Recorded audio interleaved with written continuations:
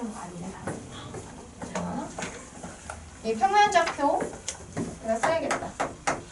평면좌표 답.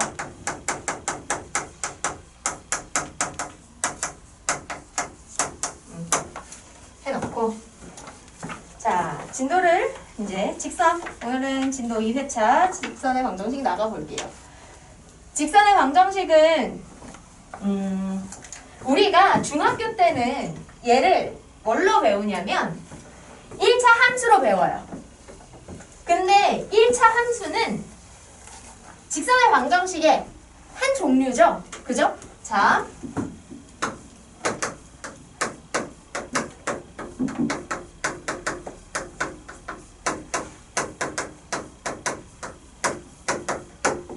우리가 이제 이 직선과 관련한 거를 이제 중학교 2학년 때 처음 배우게 되는데 걔는 사실 1차 함수예요. 1차 함수는 우리가 1차 함수로 표현되는 얘는 그래프가 직선으로 나와. 그러니까 얘도 사실 직선의 한 종류라고 볼 수는 있는데 얘는 우리가 직선의 방정식이라고 부르는 직선을 표시할 수 있는 방정식, 도형의 방정식의 한 종류죠. 직선의 방정식 전체라고 할 수는 없어요. 그래서 직선의 방정식과 그럼 1차 함수가 다른 건 뭐냐? 얘는 치역 y를 x의 1차식을 통해서 나타낼 수 있는 애들. 그런데 마침 얘의 그래프를 그려보면 걔가 직선의 형태가 되는 거고요. 직선의 방정식은 그야말로 직선을 표현할 수 있는 모든 식, 방정식의 해들을 모아놨을 때 그 해 집합이 직선을 만드는, 해 집합이 직선을 만드는 모든 방정식 식을 의미해요.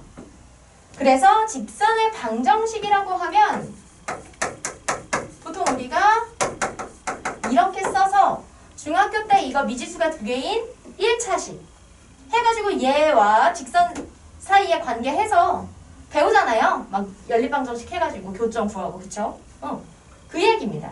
그러면 선생님 이거를 y는이라고 정리하면 이 형태가 되는 게 아닌가요? 맞아요.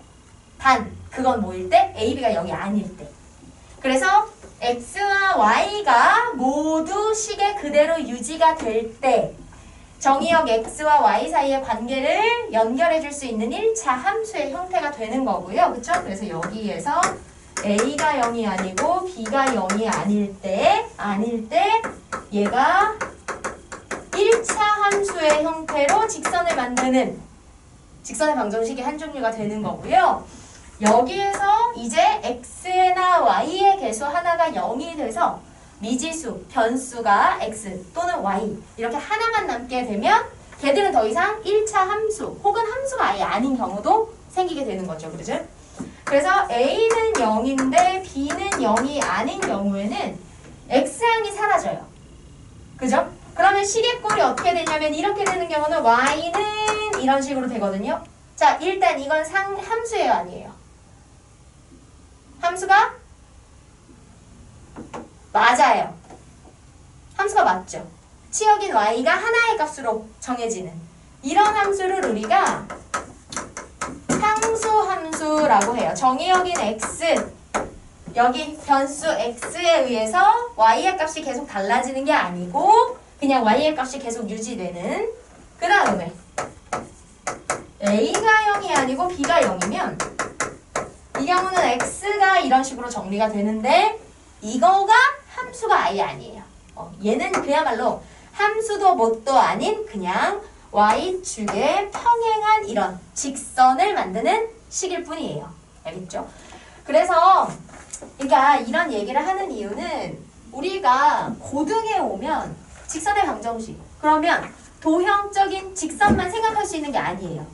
이 직선을 표현하는 식의 형태에서 이렇게 여러 가지 것들의 갈래가 나눠지고 그러면 이런 연관된 애들이 다 조인해서 문제의 범위를 넓히는 거지, 그지? 그래서 우리가 한 문제를 보더라도 하나의 식을 보더라도 이렇게 넓은 반경까지 사고할 수 있는 능력을 스스로 키워나가야 되는 거예요. 알겠죠? 그래서 우리는 도형, 직선, 원에 가면 근데 좀 원의 성질 자체가 좀 어려우니까 그렇겠지만 직선까지는 우리가 이미 중등에서도 많이 했던 내용이어서 좀 그런 부분들을 고민을 하도록 할게요. 네, 그래서 이렇게 직선의 방정식이란 게 뭔지에 대해서 얘기를 해봤고요. 그래서 직선의 방정식이라고 하면 이렇게 1차 함수의 형태를 쓸 수도 있겠지만 이왕이면 직선의 방정식이라고 하게 될 때는 이렇게 미지수 xy에 대한 1차식이 되는 이 형태를 써주시고 조건에 맞게 문제를 해결해 주시는 게 좋아요. 되겠죠? 네. 그리고 직선의 방정식이라고 얘기할 때는 여기 x, y의 개수가 0이 되는 경우들까지도 다 우리가 생각할 수 있다 라는 걸 가지고 이제 좀 특별한 케이스들 정리를 좀 하고 문제 풀면서 직접 이런 직선의 성질들 또 구체적으로 어떻게 활용이 되는지 우리가 문제가 주어졌을 때 어떻게 해석을 하고 직선에 어떤 성질들을 써야 하는지 한번 해석해 보도록 할게요. 첫 번째로 뭐 앞에 이제 그 개념들을 선생님이 일단은 필요한 개념들 쭉 다 붙여놨고요. 지금 선생님이 교재로 만든 여기는 그 증명이나 이론의 과정들이 좀 꼼꼼하게 들어가 있어요. 그래서 여러분이 이제 기존에 알던 것들도 왜 그렇게 되는지 한 번씩 보시면 뭐 쉽게 좀 이해하실 수 있고요. 그래서 쭉 넘기시다 보면 표준형으로 표현된 두 직선의 위치 관계라고 나와요. 그 표준형으로 표현된 두 직선의 위치 관계라는 게 이겁니다, 이거. x, y의 개수가 모두 0이 아닌 그래서 1차 함수로 표현할 수 있는 형태일 때 그때 이제 내용에 대해서 얘기하고요. 그 두 직선의 위치 관계를 이렇게 y는 1차 함수의 형태로 쓴 상태에서 관계를 얘기할 때 한 점에서 만난다, 평행한다, 일치한다 여기까지는 우리가 중등에서 배워요. 근데 수직 두 직선의 수직에 관한 내용은 사실 고등에 오면서 이제 추가되는 내용이고요. 우리 친구들이 두 직선의 위치 관계 그러면 한 점에서 만난다, 평행한다, 일치한다, 그 다음에 수직이다 이렇게 얘기하는데 사실 수직이라는 두 직선의 위치 관계라고는 할 수가 없어요. 왜냐면 두 직선이 수직으로 만난다는 위치 관계로 따지면 그냥 한 점에서 만난다예요.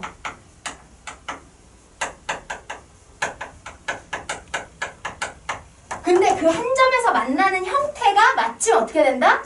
예쁘게 수직을 이루더라 라는 것 뿐이에요. 알겠죠? 그래서 두 직선이 수직이라는 위치 관계의 종류가 늘어나는 건 아니고요. 한 점에서 만난다의 한 종류인데 수직이라는 좀 특수성이 있으니까 따로 우리가 추가로 배워보는 거죠. 그래서 두 직선의 수직이다는 뭐예요? 우리 두 직선의 수직이다. 얘가 생기면 어떤? 기울기가 그렇죠.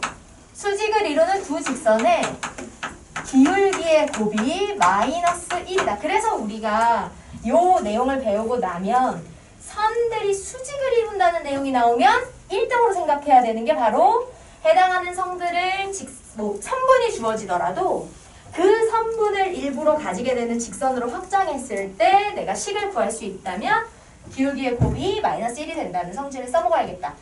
이렇게, 그죠? 수직이라는 성질이 나오면 얘가 이제 1등으로 떠올려줘야 돼요. 그죠? 자, 그러면 기울기의 곱이 마이너스 1이다. 1차 함수의 형태로 이렇게 표현되는 지금 직선식이 있다면 그야말로 기울기가 탁 한눈에 파악하기 좋게 되어 있기 때문에 a 곱하기 a-는 마이너스 1이다. 그러면 이 둘의 관계는 수직을 이룬다. 이렇게 할 수 있어요. 근데 그럼 매번 이렇게 기울기를 확인해야 되나? 직선의 방정식이라고 하면 이렇게 한쪽에 는 0이 되는 미지수 xy에 대한 1차식으로 한쪽에 다 식을 모아주는 이런 형태로 주기도 한단 말이에요. 그쵸? 그러면 다른 거 쓸까? 이렇게 방정식의 꼴로 줬을 때 그죠? 방정식의 꼴로 줬을 때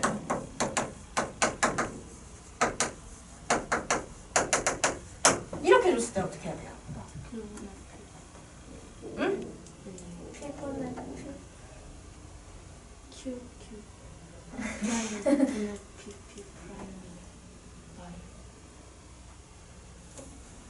두둥 두둥. 다 기억 안 납니까? 배운 친구, 뭐 안 배운 친구야 그렇다 치지만 자, 이렇게 줬을 때는 어떻게 해야 되냐? 물론 여기서도 PQ가 그리고 P-Q'가 0이 아니라면 넘겨서 만들 수도 있겠지만 매번 그걸 언제 만들어요? 번거롭지. 그래서 어떻게 하시면 되냐면 X의 개수의 곱 P 곱하기 P 프라임, 그 다음 Y의 개수의 곱 Q 곱하기 Q 프라임, 이 둘을 합하면 얼마가 된다? 1이 된다. 요거를 우리가 같이 기억해 주셔야 돼요. 왜냐면 기울기의 곱이 마이너스 1이다. 물론 이게 핵심이기 때문에 요것만 기억해도 우리가 이거 1차 함수의 형태로 바꾸는 거 어려운 거 아니니까 바꿀 수 있어요. 근데 다만 말했지만 고등과정이란 할 수 있으면 시간을 절약해서 효율성을 높이는 게 필요하단 말이야. 그럼 요거 하나 같이 기억해주면 내가 이거 y는 1이라고 바꾸는 과정 할 필요 없잖아. 네. 여기 0이 달아갔어요. 아 0이지. 맞지? 0이야. 1이 아니고 이거는 그 절편식 쓸 때 1이구나. 네. 0이에요. 어디 있어요? 아 뒤쪽에 있을 거예요. 뒷장에. 그래서 얘를 같이 기억해 놓으시면 편해요. 그리고 이렇게 함수식으로 바꾸다 보면 기울기가 꼭 정수가 나오는 게 아니고 분수로 좀 복잡하게 나올 수도 있단 말이지. 그럴 때는 우리가 분수 계산하는 것보다는 이런 것들이 계산이 편하기 때문에 네, 이렇게 우리가 기억해 주시는 게 정말 도움이 많이 됩니다. 그래서 수직의 관계에 대한 정보가 우리가 고등에 오면 추가돼서 배우게 된다는 거, 요거를 좀 기억해 주시면 좋고요. 그 다음에 뭐 직선의 식 구하는 거, 뭐 직선식 구하는 거야 뭐 여러 가지 있어요. 다 알아요. 우리 중급 때도 다 배워요. 그래서 직선의 방정식 구하기.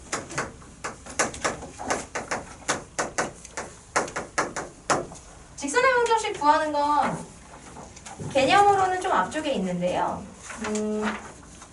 거기 3번, 앞에 3번 개념에 직선의 방정식이라고 해서 나와요. 직선의 방정식은 사실은 아까 말한 대로 ax 플러스 by 플러스 c는 0이다 뭐 이렇게 놓고 조건을 여기다가 넣어가면서 뭐 하실 수도 있고요. a와 b가 0이 아닌 직선이라고 한다면 a와 b가 0이 아닌 사실 a나 b 둘 중에 하나가 0이 돼서 x축이나 y축이 이렇게 평행한 직선이 되면 그거는 뭐 이렇게 조건을 까다롭게 주고 할 만큼의 설명이 안 나와요. 그래서 다양한 조건을 가지는 이제 그런 애들은 보통 a와 b가 0이 아닌 경우, 즉 1차 함수로 쓸 수 있는 형태여서 이런 조건에서는 직선의 식을 당연히 이렇게 1차 함수의 형태로 써서 하셔도 되겠죠. 그죠? 그래서 이제 뭐 기울기 이렇게 되는 경우는 여기가 기울기 자리, 여기가 y 절편 자리니까 여기가 기울기 y 절편. 그러니까 기울기와 y 절편을 알려주면 그냥 이 두 자리를 채워서 직선식 쓰시면 되고, 그쵸? 그래서 기울기와 y 절편을 같이 알려줄게. 그러면 이 1차 함수의 형태로 직선식을 완성해주면 되고요. 한 점과 지나는 한 점과 기울기를 알려줄 때가 있어요. 그럼 이걸 가지고는 우리가 어떻게 직선식을 쓰냐? 공식적으로 생각하지 말고요. 우리는 지금 도형 특강을 하고 있고 도형에 대한 사고력을 넓히고 싶은 거니까 얘를요. 자취의 방정식으로 생각해 봅시다. 지나는 한 점과 기울기를 줬어. 지나는 한 점을 x1, y1이라고 줬고요. 기울기를 m이라고 줬다. 이렇게 정해봅시다. 그러면 봐봐요. 이런 조건을 가지고 이런 조건을 만족하는 직선식을 구하고 싶을 때 우리가 공식 알고 있어. 그 공식이 어떻게 나오냐? 자취거든요, 결국은. 이런 조건을 만족하는 점들의 집합이 직선이 되는 거니까. 그러면 이 점을 지나면서 이런 기울기를 가지는 직선 위에 임의의 점 P를 놓아봅시다. 그리고 이 임의의 점 P가 될 수 있는 모든 애들을 모아보면 그게 결국 자체 방정식이잖아요. 그러면 저 두 점을 지나면서 기울기가 m이 되는 직선식이 나오겠지. 그 위에 있을 수 있는 모든 xy들을 모아보면, 그쵸? 그러면 얘와 임의의 점, 직선 위에 있을 수 있는 요 임의의 점과 요 m을 가지고 어떤 관계를 쓸 수 있을까요? 뭐의 정의를 사용하면 될까요?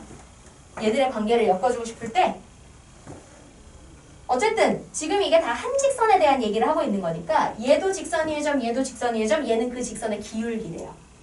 직선 위의 점 두 개가 있고 내가 기울기를 알아. 어떻게 하면 둘을 엮어줄 수 있을까요? 누구의 정의를 써요? 기울기 정의. 그렇지. 기울기 정의를 씁니다. 기울기란 그 기울기를 만드는 직선 위의 두 점의 x값의 차이, 따라서 임의의 점 x와 지나는 점 x의 차이 분의 임의의 점 y와 지나는 점 y의 차이. 이게 뭐가 돼야 된다? 이게 m이 되면 된다. 그래서 x1, y1과의 차이가 x 차이, y 차이가 m을 만드는 점들을 모두 모으면 이 조건을 만족하는 직선식이 나오는 거죠.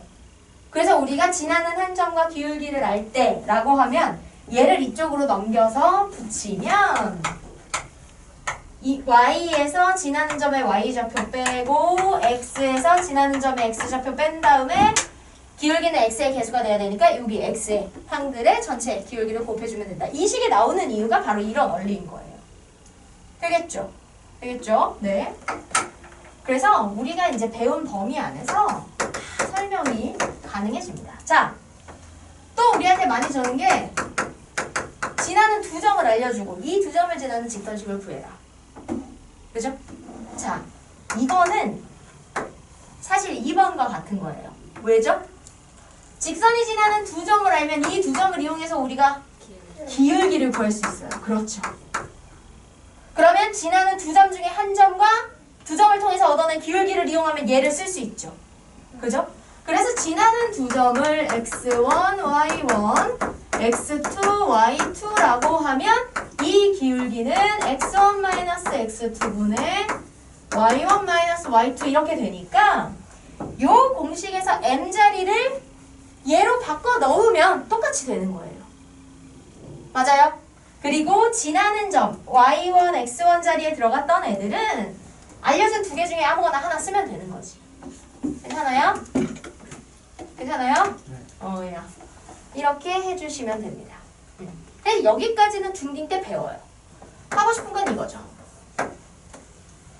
절편. 자, x절편과 y절편을 알려주고 직선식을 구해봐라.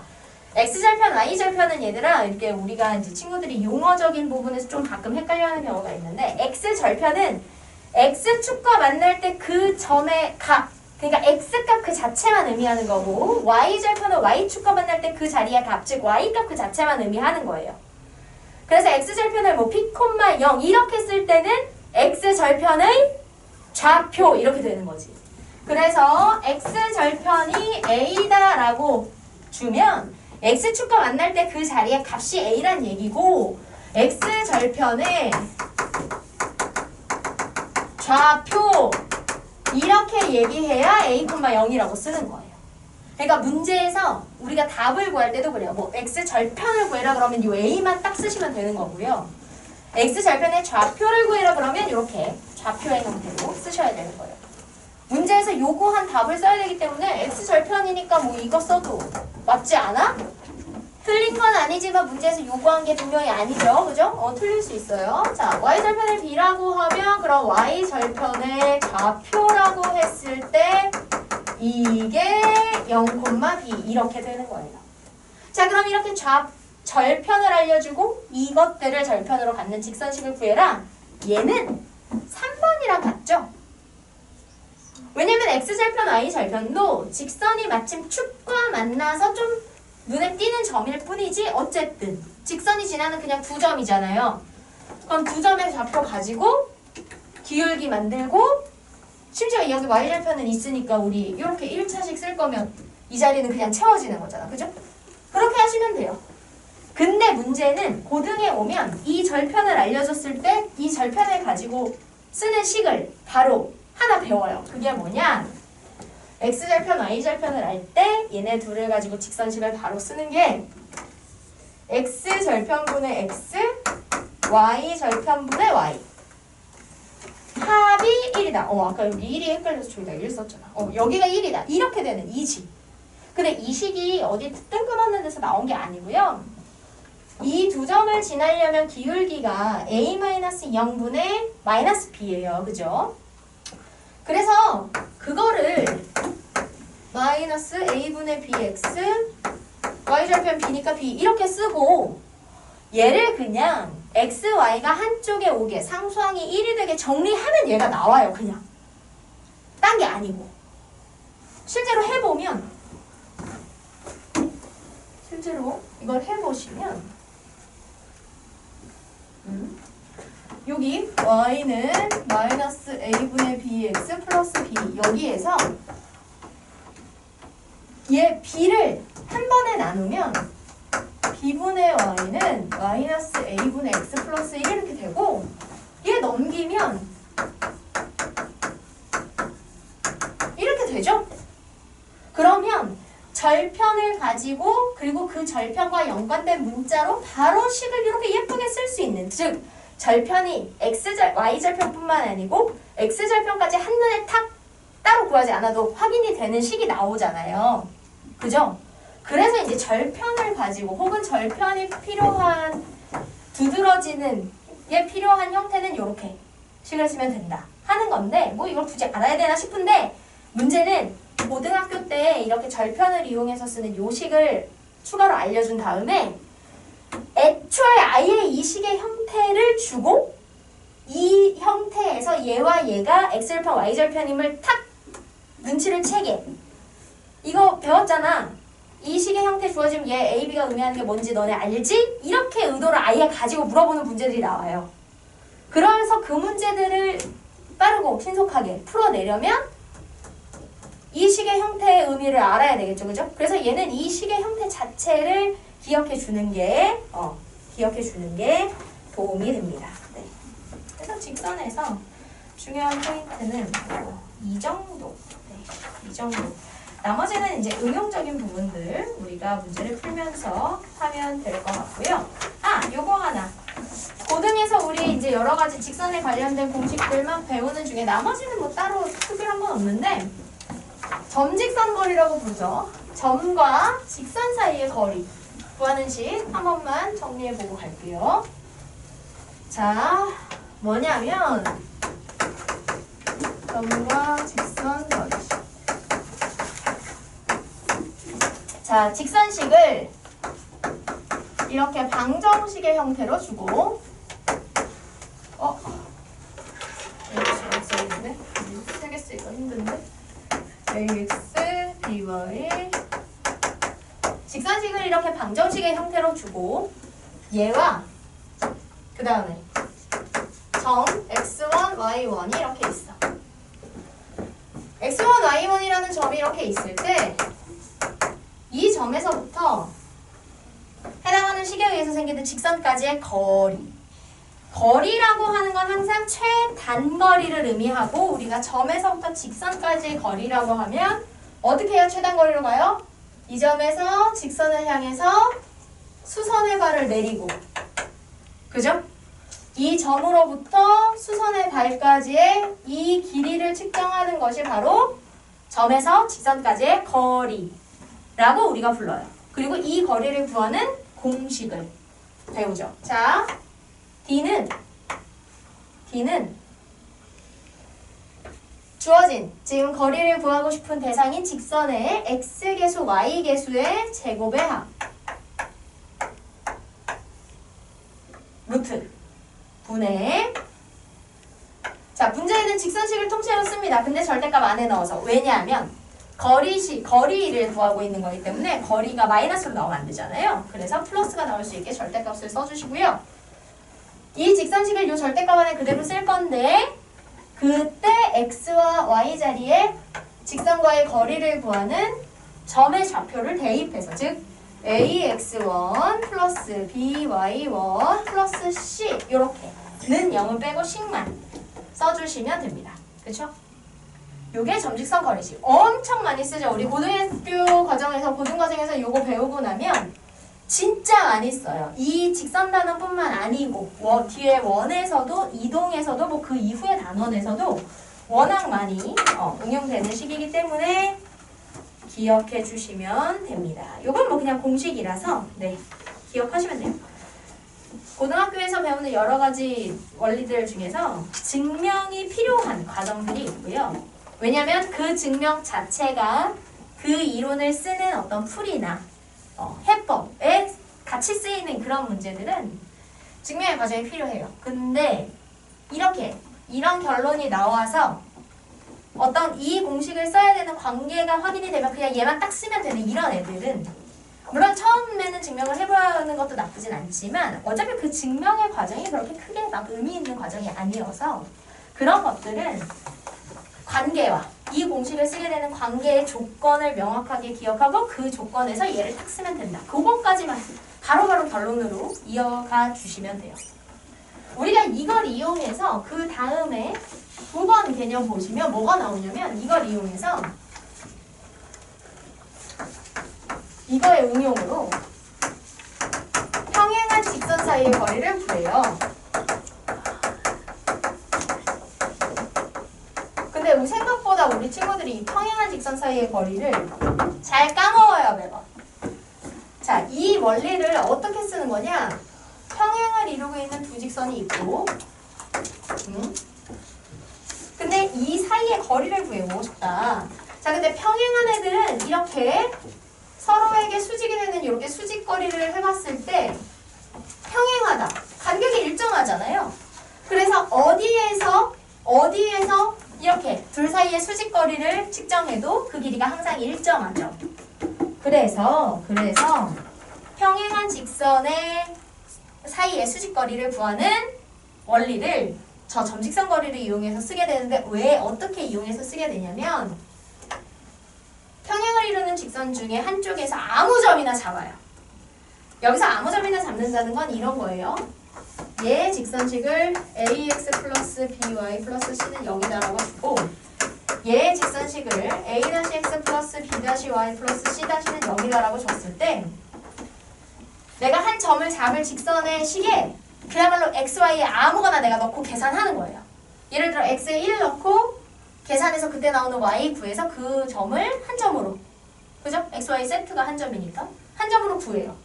근데 어떤 점을 구하는 게 쉽겠어요? x에 0을 넣거나 y에 0을 넣어서 절편을 구하는 게 쉬워요. 그치? 그래서 이제 어쨌든 뭐 그건 자기 마음이니까 점 하나를 구하시고요. 아무 점이나 그 점으로부터 남은 하나의 평행선까지의 수직거리를 구하면 이게 어디서 구해도 일정한 두 평행선 사이의 수직거리가 되겠죠. 그죠? 그래서 여기다가 이제 저 점직선 거리를 쓰면 되는 거예요. 이해돼요? 원리가? 네. 자, 요렇게 하시면 되겠습니다. 그래서 이제 직선에 관련돼서 좀 우리가 다시 한번 정리해야 될 내용은 뭐 이 정도라고 할 수 있겠고요. 그 개념 9까지 하고 나면 그 옆에 이제 포인트 해서 삼각형의 넓이가 나오거든요. 자, 이 삼각형의 넓이에 대한 얘기를 좀 하고 가도록 합시다.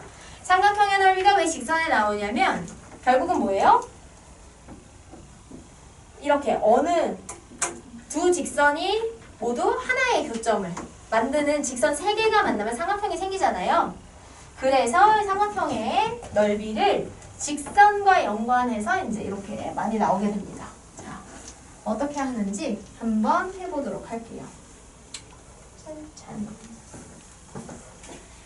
이제 포인트를 해가지고 이렇게 직선을 활용해서 하게 되는 내용으로 정리를 좀 하려고 삼각형의 넓이 구하는 여러 가지 형태들을 좀 실어놔 봤어요. 자,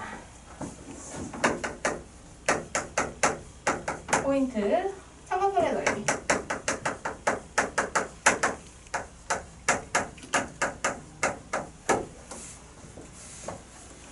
첫 번째 1번에 신발끈 삼각형 넓이 공식 나오죠? 신발끈은 정규 교과에 있는 건 아니에요. 근데 삼각형의 넓이를 구하는 문제들이 심심치 않게 등장하거든요. 객관식에 나오면 그냥 쓰시면 돼요. 시간을 확 줄여주니까. 근데 서술형에 나오면 쓰시면 안 돼요. 경기국어에서 배우는 내용은 아니어서. 그래서 사실 이 신발끈 공식을 이용해서 넓이를 구하는 건 객관식용이라고 생각하시면 돼요. 알겠죠? 아니면 서술형에서 일단 풀었어. 근데 내가 좀 확실히 없어. 이 답이 내가 지금 이게 아닌 다른 원리로 이용해서 이제 하는 게 뒤에 나올긴 할 건데 이게 맞는지 확인하고 싶어 좀 빠르게. 그럴 때 쓰시면 돼요. 그렇죠? 자, 신발끈을 그리고 쓸 수 있고 아무 때나 쓸 수 있는 건 아니니까 신발끈을 쓸 수 있는 건 내가 넓이를 구하고자 하는 삼각형의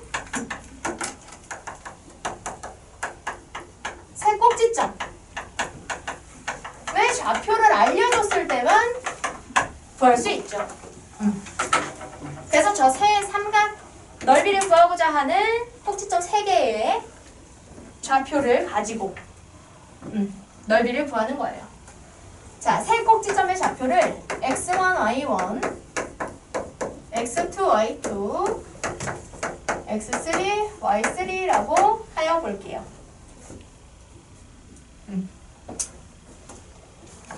이랬을 때 어떻게 넓이를 구하는 거냐? 세 좌표를요 이렇게 세로로 써줍니다. 신발끈을 하기 위해서 이렇게 해서 세로로 3개의 꼭지점을 다 쓰시고요. 맨 처음에 썼던 애를 마지막에 한 번 더 쓰시는 거예요. 어떤 순서로 쓰는지는 아무 중요하지 않아요. 그냥 주어진 3개 내가 내키는 대로 세로로 쓰시면 되고요. 다만 맨 처음에 썼던 애를 마지막에 한 번 더 이렇게 써주시면 돼요. 그리고 나서 이제 어떻게 한다?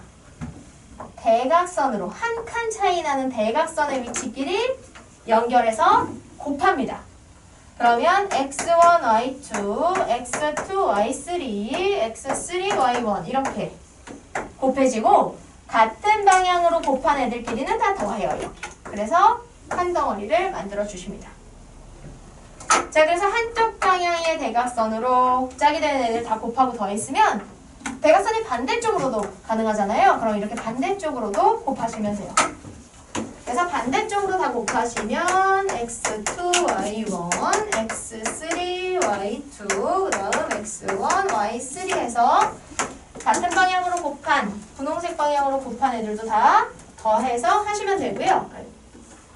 그 다음에 이렇게 각각의 대각선 방향으로 곱해서 더한 두 덩어리가 나왔으면 이 덩어리들끼리는 빼기 하시면 돼요.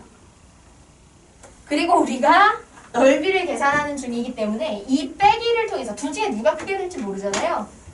그 크기만, 차이만 구하면 되니까 전체 절대값을 해주시면 되고요. 삼각형의 넓이니까 앞에 2분의 1 이렇게 계산해 주시면 됩니다.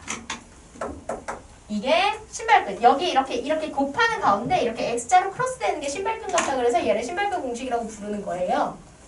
그래서 좌표 3개만 알면 우린 그동안 좌표할 때 얼마나 번거롭게 구했어. 그치? 얘를 알면 아주 심플하게 지금은 문제로 써서 그렇지 얘가 다 숫자로 주어지면 엄청 심플하게 계산을 할 수 있습니다. 그래서 이 신발끈 공식을 우리가 기억을 해주시면 돼요. 네. 근데 사실 이 신발끈 공식이 뭐 왜 이렇게 나오는 건지 우리가 이게 객관식에서 써야 된다고 그랬잖아요. 이거를 그럼 서술형에 나왔을 때는 어떻게 푸냐? 우리가 직선 단원에서 삼각형의 넓이가 나온다는 건 직선을 뭔가 써먹으니까 그런 걸 거 아니에요? 사실은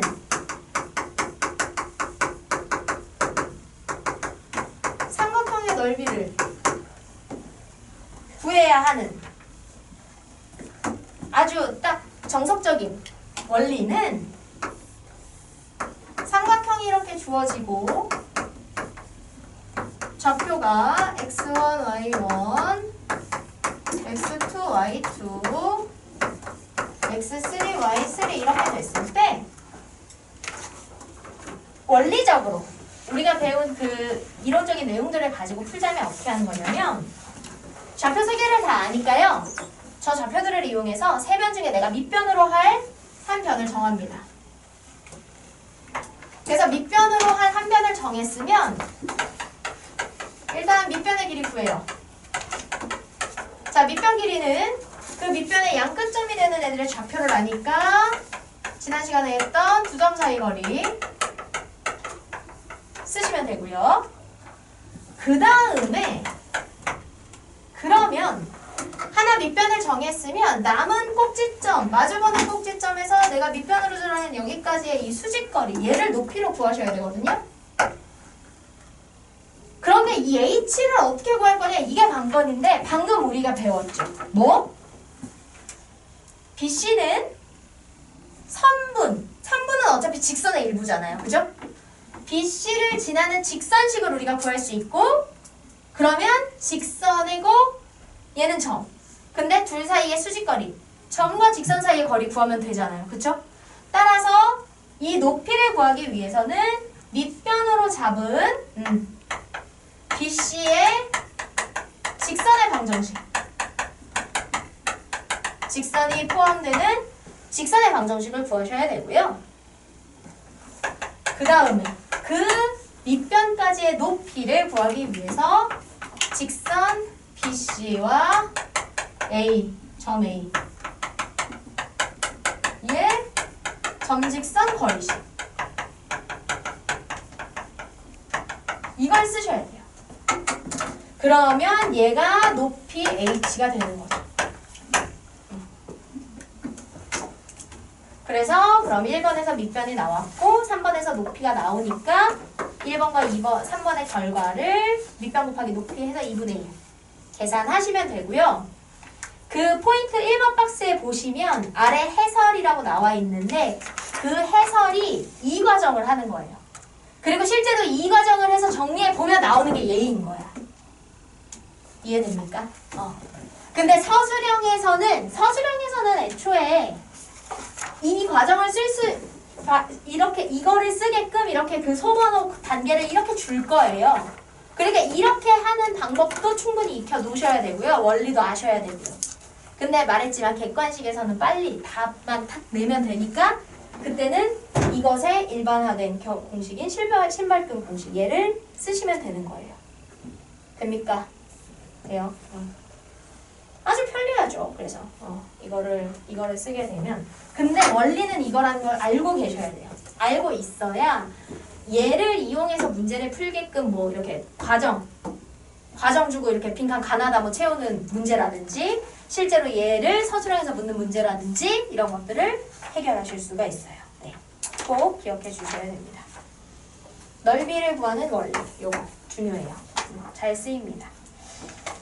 자, 그러면 두 번째, 한 장 넘기셔서 두 번째, 거기 포인트는 계속 사실은 같은 건데 세 점 중에 하나가 원점이 되는 거예요. 세 점 중에 하나가 원점이 되면 이거는 굳이 외울 필요 있어요? 없어요? 없어요. 이거를 신발끈 공식의 원점을 포함하는 직선으로 외울 필요 없고요. 신발끈 이거 하나 기억하시고 원점이 들어가면 원점 그냥 넣어서 똑같이 하는데 대신 0과 곱하는 게 생기니까 계산이 심플해지겠죠. 그죠? 그냥 그렇게 하시면 돼요. 이렇게 기본 공식, 항상 기본이 되는 걸 우리가 알면 거기에서 어떤 특정한 계산이나 이런 특징에 의해서 이렇게 파생되는 여러 가지 것들은 굳이 기억할 필요 없는 거예요. 그죠? 그냥 조건에 맞춰서 하면 자연스럽게 나오는 거니까. 그래서 원점이 나오면 계산이 훨씬 심플해지기 때문에 하면 된다. 뭐 이렇게 하시면 되겠죠. 되겠죠? 네. 되겠고요. 그 다음에 그 옆에 보시면 3번 평행이동을 이용한 삼각형의 넓이가 나오거든요. 이건 뭐냐면 여기 좀 지우고 이거 지우고 해볼게요. 포인트 3번에 나오는 평행이동을 한다는 게 무슨 말이냐면 지금 우리가 신발끈을 배웠어. 그리고 두 번째에서 원점을 이용한 게 배웠어요. 첫 번째 포인트에서 세 꼭지점을 이용한 신발끈 공식을 정리했고요. 두 번째에서 원점이 꼭지점이야. 원점이 꼭지점에 포함돼. 그러면 방금 얘기했죠? 신발끈 공식 그대로 쓰시면 되는데 원점이 포함되어 있으니까 계산이 편해진다는 얘기야. 그리고 3번이 나오는데요. 평행이동을 이용한다. 자, 왜냐? 자, 이렇게 나오는 논리를 선생님이 설명해 줄게요. 신발끈 공식을 배웠는데 원점이 꼭지점에 포함되면 계산이 편리해집니다.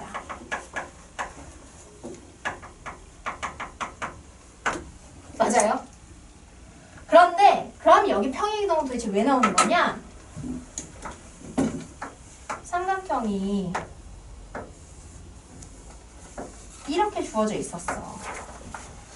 그쵸? 얘가 ABC로 어디 하나 0이 없는 이런 꼭지점의 상태로 있었어. 물론 이 상태로 신발끈을 쓰는 것도 불편하지 않아. 그런데 2번을 통해서 원점이 들어가면 계산이 0이랑 곱해지는 것들이 생기니까 계산이 훨씬 심플해진다는 걸 우리가 확인했잖아요.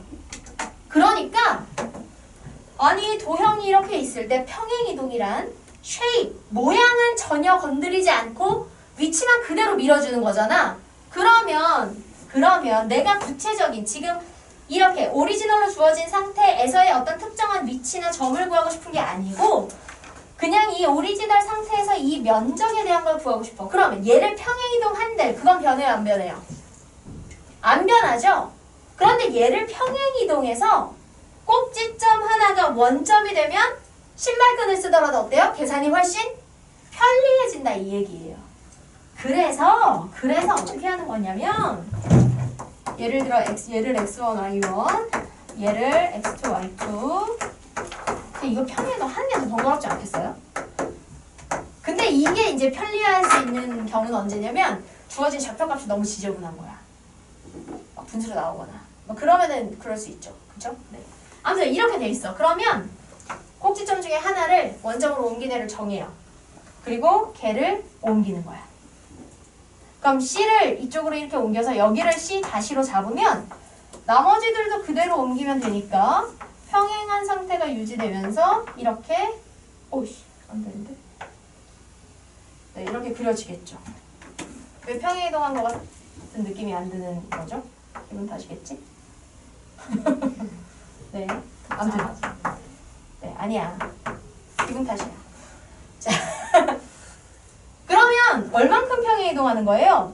얘가 0,0이 됐고 점의 평행이동은 실제로 변한 만큼을 그대로 반영하면 되니까 C에서 C''로 가면서 X축으로는 마이너스 X3만큼 Y축으로는 마이너스 Y3만큼 평행이동한 거거든요. 그럼 이 변화들을 나머지 점들에 다 반영해주면 되겠죠.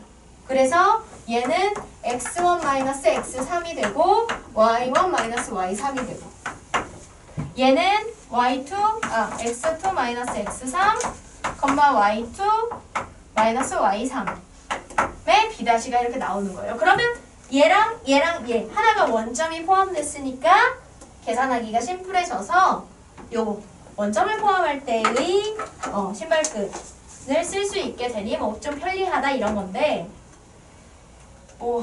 네 굳이 신발끈 자체가 그렇게 복잡하지 않기 때문에 뭐 이렇게까지 굳이 할 필요는 없지만 경우에 따라 값이 너무 지저분하거나 하면 이런 아이디어도 가능하다라는 거죠. 평행 이동을 통해서 우리가 꼭 주어진 대로가 아닌 이동을 해서 변하지 않는 것에 대한 걸 구하고 싶다면 이렇게 평행 이동을 통해서 조건을 내가 계산하기 더 좋은 상태를 만들 수 있다. 그런 얘기를 하는 겁니다. 그런 아이디어적인 거. 그러니까 사고력의 확장이고요. 논리의 전개를 어떻게 할 수 있는지에 대해서 좀 보여주는 과정들이었어요. 네. 그래서 어쨌든 중요한 건 요 신발끈. 이걸 배웠다는 게 중요한 거죠. 이제 저것을 조금 더 다양하게 활용하는 것들에 대해서 우리가 배워본 겁니다. 자, 그러면 좀 개념적인 것들, 짚고 넘어가야 할 것들 다 해본 것 같고요. 이제 문제를 좀 풀어봅시다.